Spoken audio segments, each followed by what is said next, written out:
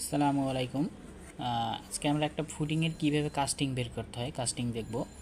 খুব সহজেই অল্প টাইমের ভিতরেই কীভাবে একটা ফুটিং কাস্টিং বের করা হয়। তো দেখি আমরা ফুটিং, এই যে একটা ফুটিং আছে দেখেন যে 11 ফিট 9 ইঞ্চি, আর এদিকে প্রস্থ আছে 9 ফিট 9 ইঞ্চি।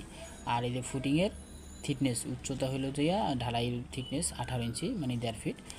তো দৈর্ঘ্য গুণ প্রস্থ গুণ উচ্চতা, এটা তিনটে গুণ করলে আমাদের ফুটিংয়ের কাস্টিংটা বের হয়ে যাবে। তো দেখেন আমরা ফুটিংয়ের কাস্টিংটা কীভাবে বের করবো।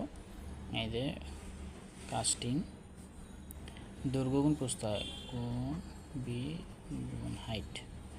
দৈর্ঘ্য হলো যে 11 ফিট 9 ইঞ্চি গুণ প্রস্থ হলো যে 9 ফিট 9 ইঞ্চি গুণ হাইট হলো যে আমার 1.5 ফিট।